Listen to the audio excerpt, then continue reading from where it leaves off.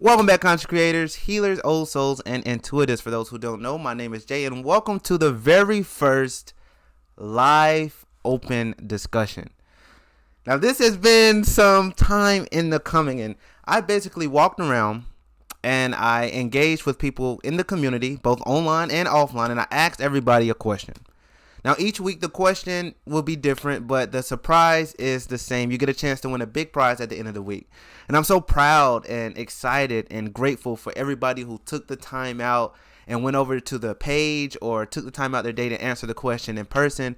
I'm proud of you guys for showing up, and I'm happy to not only share those experiences with everybody here today, but I'm also happy to share my own. You see, if you notice, I didn't post a response on the open discussion feed. Not only that, I didn't put myself in the video sharing this week's question from my perspective. And I didn't do that because I really wanted to share it with you guys right here, right now. So for those who don't know, this week's question was, what does it mean to have faith? And I walked around, and you'll see in this week's video, I'm going to share the video with you guys for everybody who answered in person, and I'm going to read the comments online from everybody who answered online. But everybody had such beautiful responses. And to be able to take a glimpse into someone's life and see the strength and the determination, but also the love they have as they carry so gracefully throughout their life, is a beautiful experience, and it's something I was grateful to experience. So what does it mean to have faith from my perspective? And how has life been asking me to have faith? So if you guys watched my early week video, my video that I made earlier this week, I created a video called The New Way of Being. And the new way of being basically described this new shift that humanity is moving through, and how I was introduced to this shift back in 2017.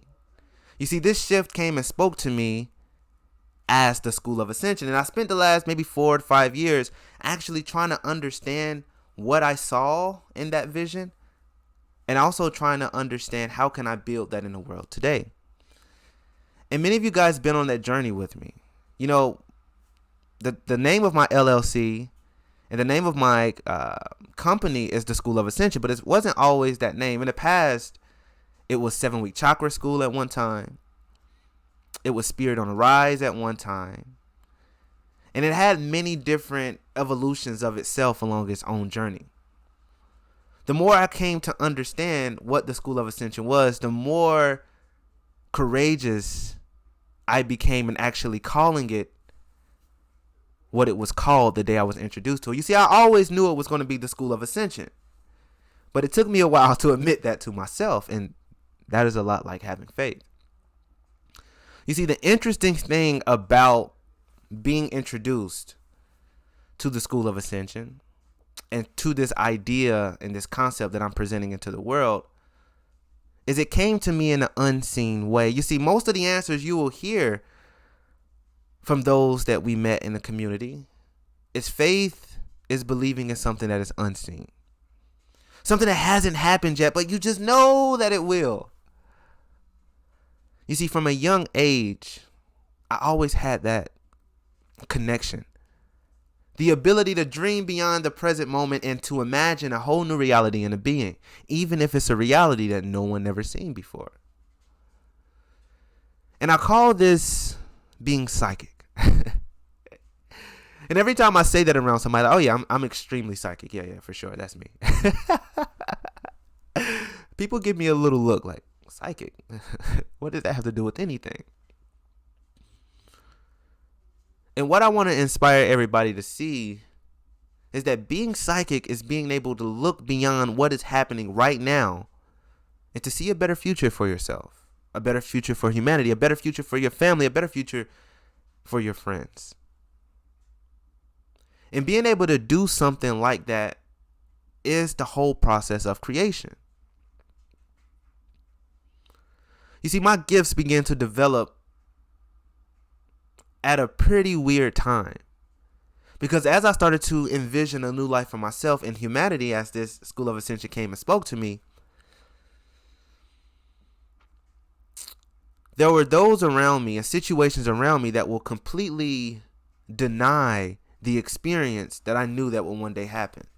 Oh no, that can't happen. Come on, man. Be realistic. How many times have we heard that in the face of faith? Be realistic. Be for real, Jay. Many times, right? You may hear it so many times that you begin to say what is real and what's not. You know, have you ever believed something to be true so much, know it so deep within your being, that even though it hasn't happened yet, you truly believe that it will? You know it with such a sense of certainty that it might as well have already happened.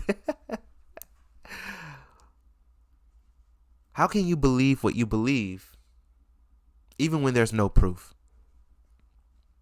How can you know what you know when no one else knows it? That's faith.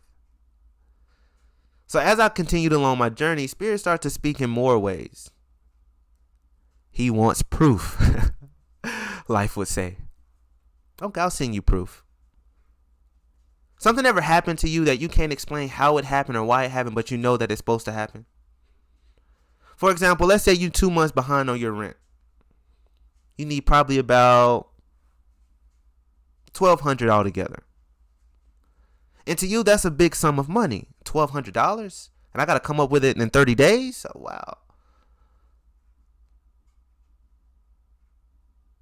So you begin to try to think of all the ways you can do it. And each one, no, that one don't work. Oh, no, that one don't work. Oh, no, that one don't work. And you get to the point where you're like, okay, I don't know what else to do. So what do we do at that point?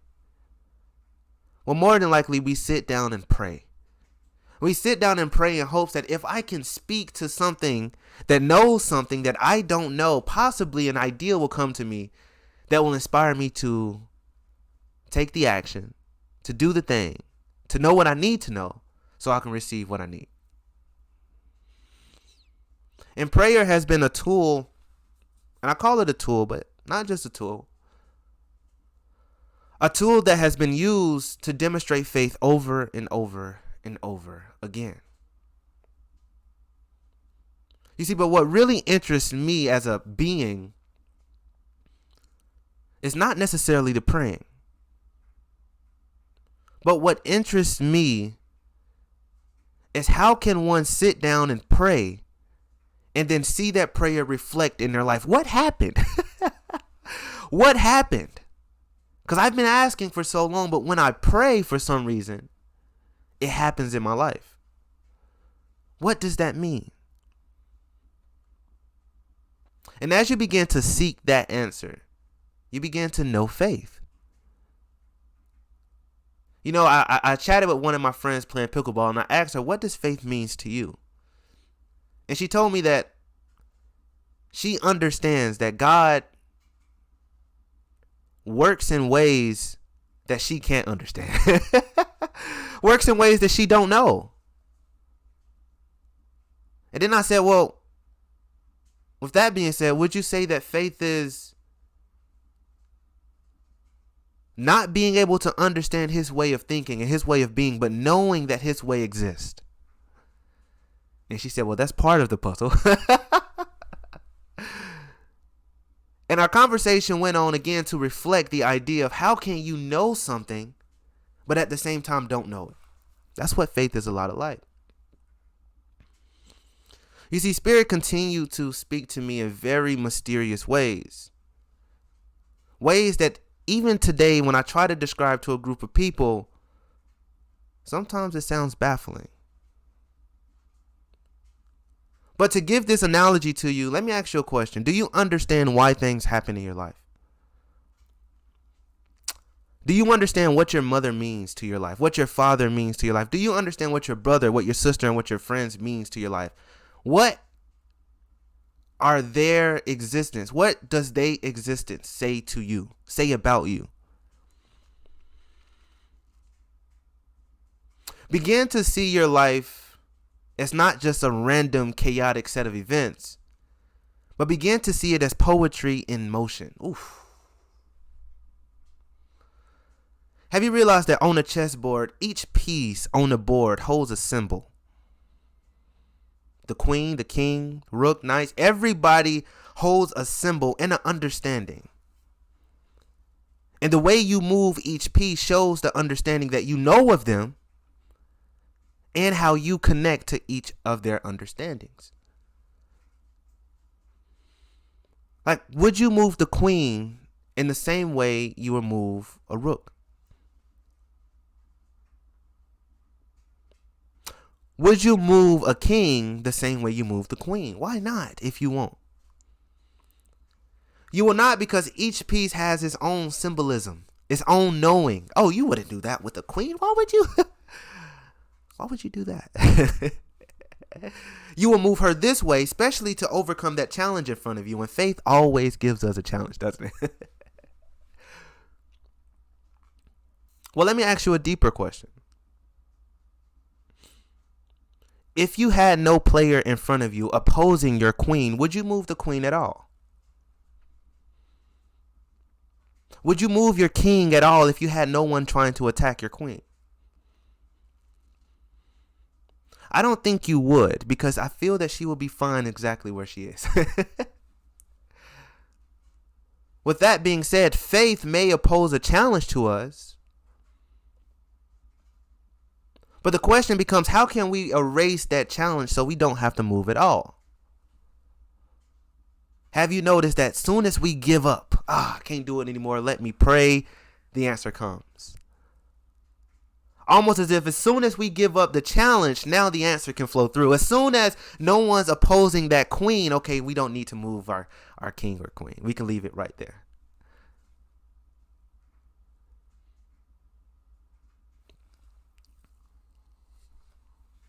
I find that funny. I find it funny because it's almost like to get what we want, we have to do the opposite. Because faith asks you to do nothing but to believe. Faith asks you to trust that even though you can't see the way forward, that the way is there. You just can't see it. And in those moments that you can't see it, what do you want the most? You want to be able to see it.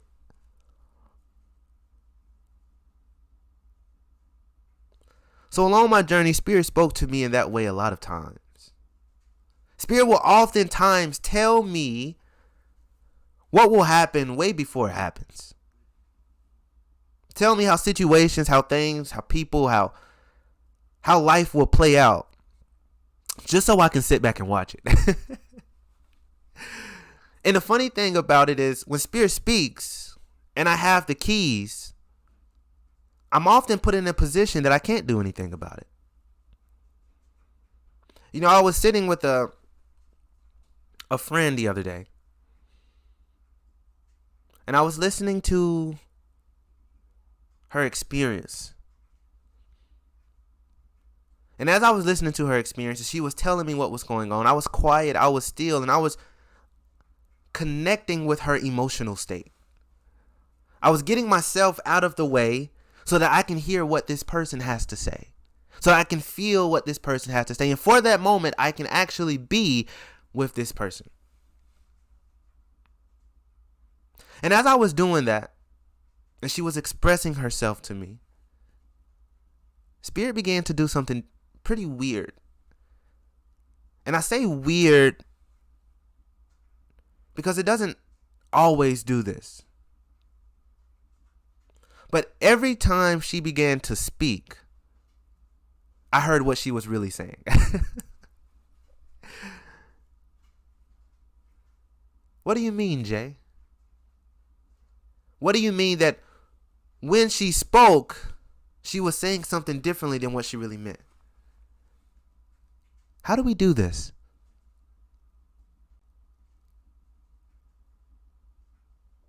When was the last time you've been thirsty?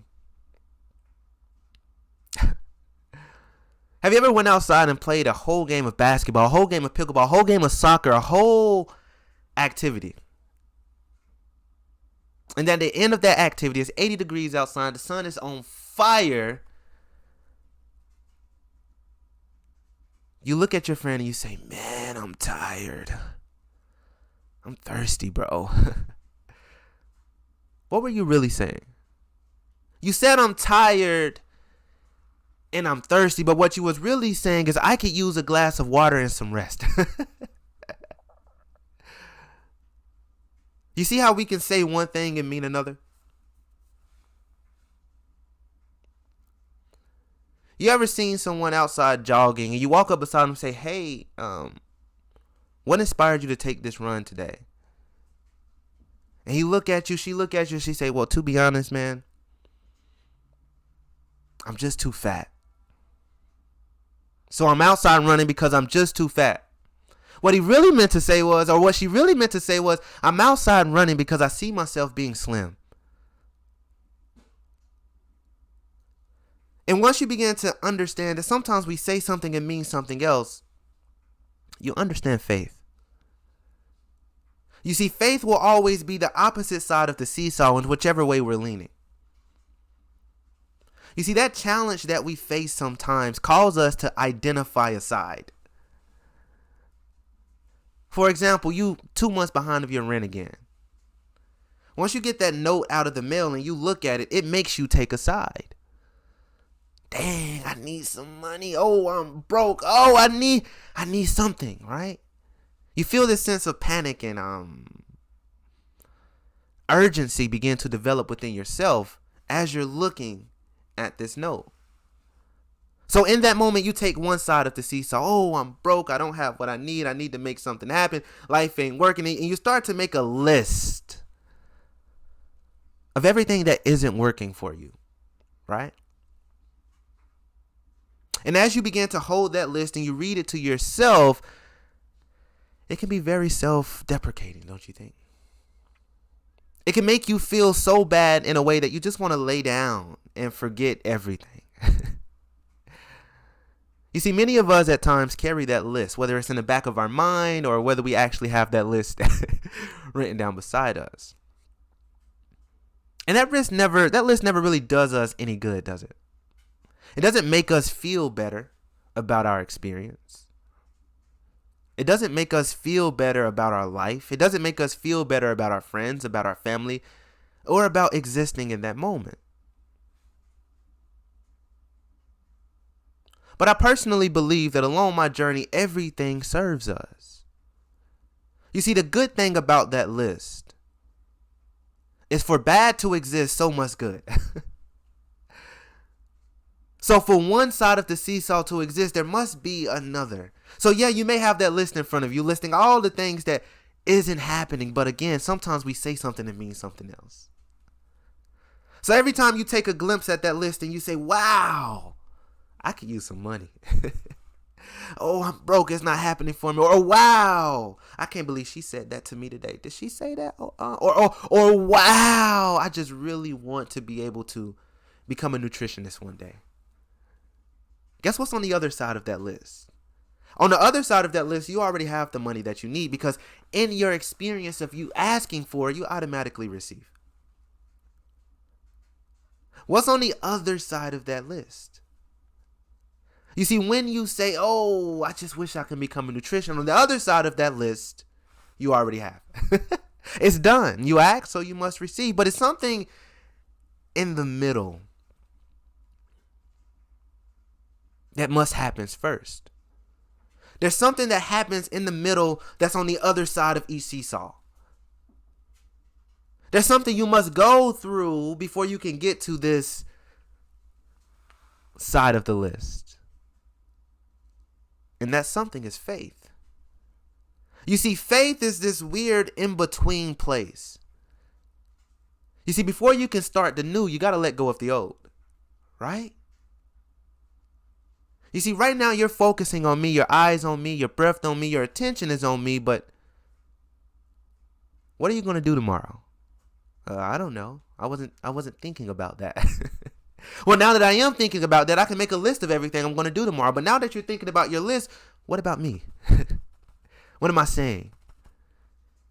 You see, your mind, your attention, your being can truly be in one state of being at a time. And there is a state of being that allows you to be multiple state of beings. But to get to that state of being, you got to go through faith. You see, faith is this weird place that when you don't have a future to really look forward to, and you don't really have the past anymore because that stopped working, you're in this gray area. This area of silence, stillness. And oftentimes we find ourselves in this place right before we start to pray. Don't you find that ironic? As soon as we give up the challenge, as soon as we give up the past, as soon as we give up what was, we find ourselves praying for something new, as if we know that it's time now for us to step forward. And as we begin to do this, something amazing starts to happen in our life. You see, what starts to happen is, now that we're no longer focused on that list, now that it hurts our eyes to look at the past, now that it hurts your emotions and your thoughts to still be in that state of being of saying, I'm fat. I wish I had what I needed. I just want to be a nutritionist. You see, when you get tired of looking at what was, guess what God can do? Guess what faith can do? Faith can give you what will be.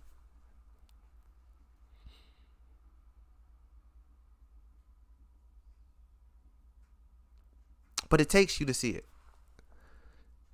It takes you to open your eyes, open your heart, and it takes you to become psychic. What does it mean to be psychic? We've heard that word so much.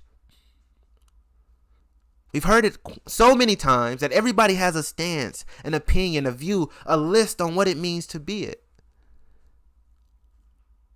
But I want to ask you a question.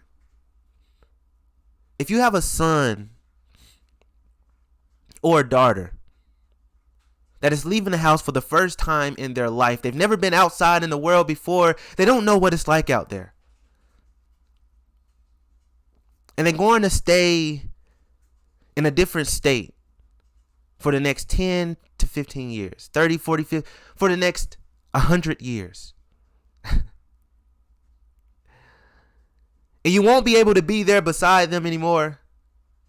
You won't be there to tell them every day that you love them. You won't be there every day to convince them of their worth.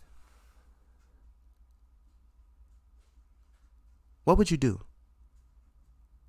How would you stay with them but not be with them? How would you be in front of them but also behind them? How would you let them go but also be there? Would you give them a phone?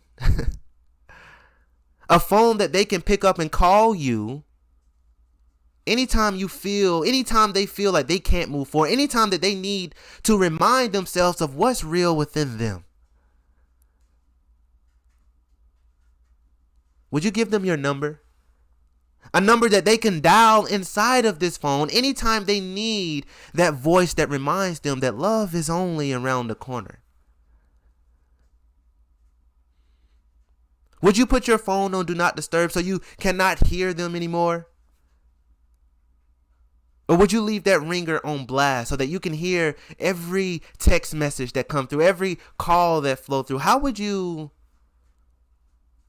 stay with your loved one? Well, of course, you will do all of those things. You will be there not only to receive their call whenever they call, but you will keep your phone open so that they may hear your voice back. So if you as a human would do this to your own young ones, what makes you think our Creator won't do the same?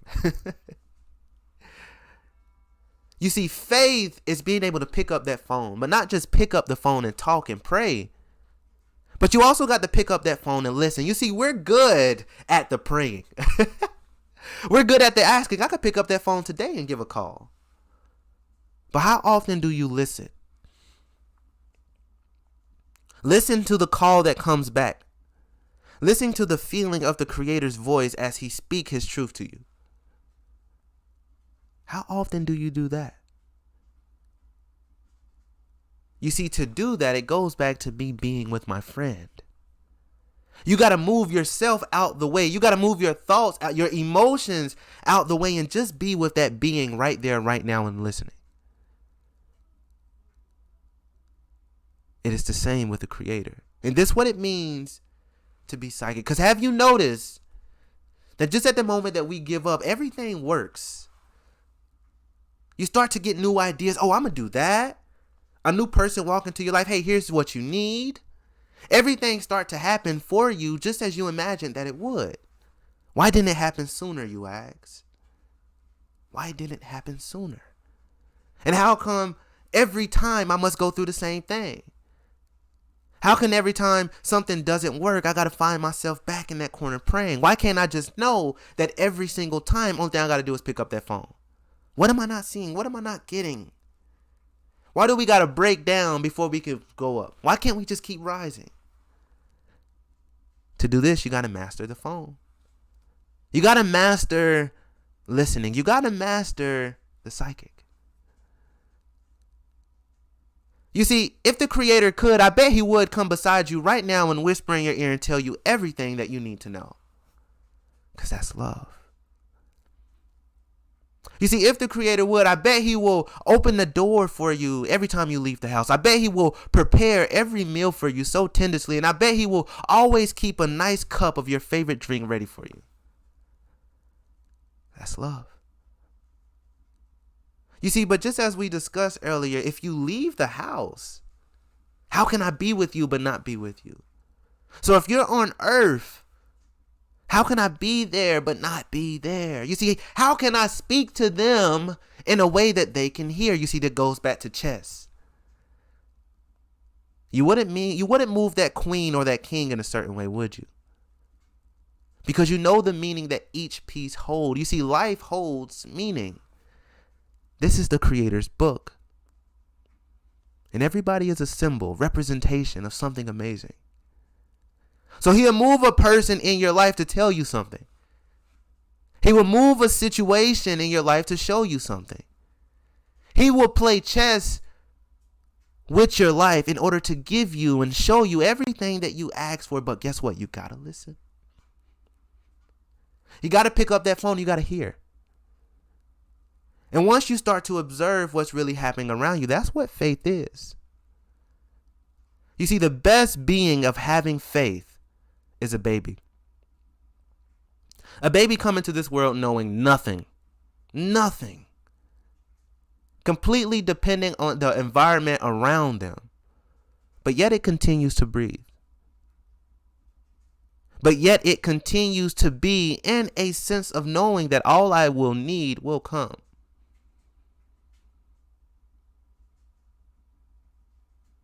And maybe sometimes it got to tell you, hey, this is what I need. And it'll tell you with a cry. And there's other times it says nothing and it's just silent. Maybe we call this sleep. And there's also times we do the same when we look at that bill or we look at that situation and we look at it and we point at it and we face it and we make that list of how life isn't working, just like that baby crying. And there's times where we silent, we have nothing to say because everything is working just as it's planned. But the question becomes, how can we minimize the time in between the two? How can I wake up every day knowing that it will be an amazing one? How can we do this? How is this possible? You see, when you understand that life is chess and everything has meaning, everything is a communication between you and the Creator Himself, that He is trying or she is trying to give you everything you ever asked for and more. But all you got to do is listen. That's when true faith is born, because in that moment you will start to see why that person said that day. You will start to see why that situation unfolded that way. And when you get really good at it, you will know what things mean before they happen. You will know how to maneuver in a world that you don't know. Would you send your kid into a world that they don't know without you? I don't think you would. So every day it is being constantly revealed to you. And faith It's the ingredient that is needed in order to see it. Because if you do not believe that this is happening in your experience, how will you look for it? Have you noticed that people don't get up in the morning and go jump off their roof to fly to work? I have not seen anybody do that in my experience. Why? Because they don't believe they can fly. Right? Have you noticed that you don't walk into restaurants and see people trying to teleport themselves into the restroom? Why? Because they don't believe they can teleport. The point I'm trying to make here is what you don't believe will show, and what you believe will also. If you do not believe that life is moving poetry, and that life by default, our Creator by default is giving you everything that you need, if you do not believe this, then you won't look for it. And even if it's there, you won't see it. So how do we see it?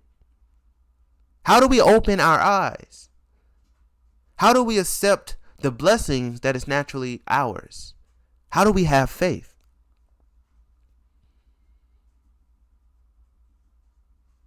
Faith is in the silence. When you have nothing else to say, that is faith. When you have nothing else to do, that is faith. When you have no other way to be than yourself, on that day, faith is born, because faith is you. How are you existing right now? How did you come to be? Where were you before you were born? Do you know these answers? Of course not. But you still exist. But you're still here. You don't even know where you came from. But you're still here. You are a walking representation of faith. How is the sun moving every day? Are you doing it? I'm not doing it. Right now, you're listening to me and your heart is beating. Who's beating your heart? The number one thing you need to exist isn't even being done by you. You are a walking representation of faith. So when you have nothing else to do, nowhere else to be, nothing else to doubt, nothing else to fear, nothing else to be confused about, you enter this quiet place within yourself.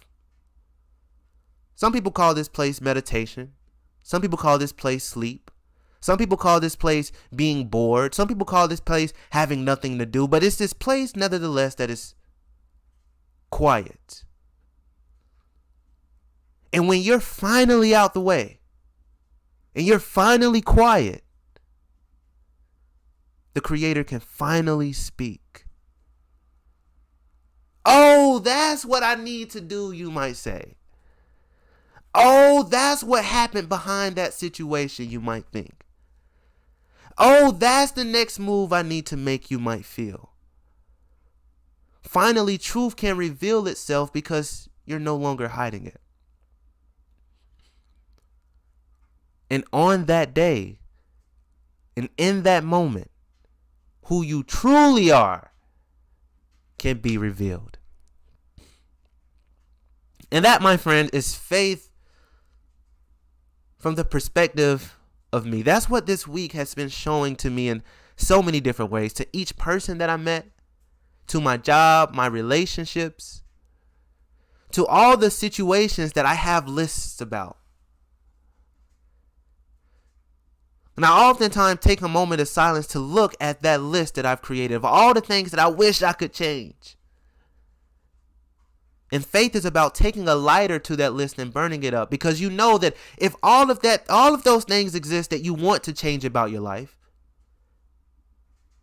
then the action of it happening must also exist too, because you can't have bad without good.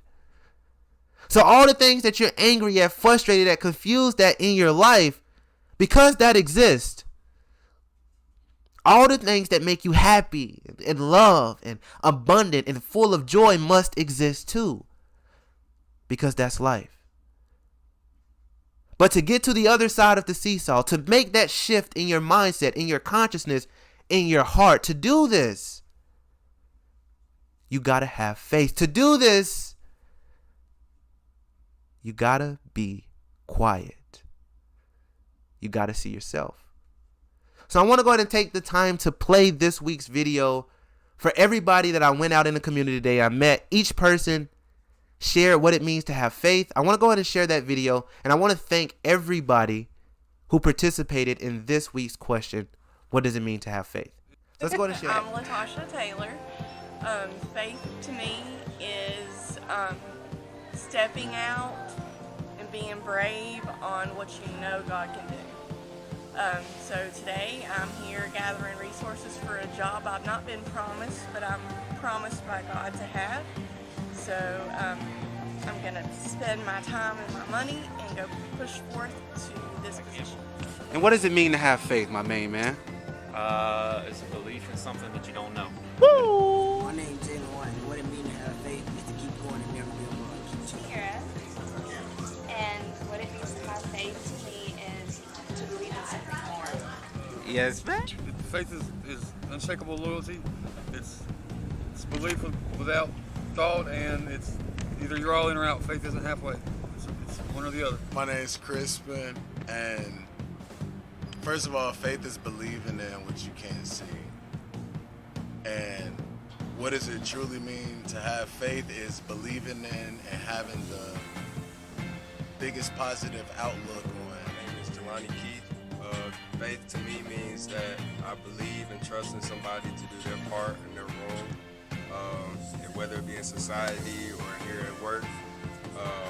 So like if they come into work, that means I have faith that they'll come into work on time, they'll be here ready to work, ready to go, ready to sell shoes.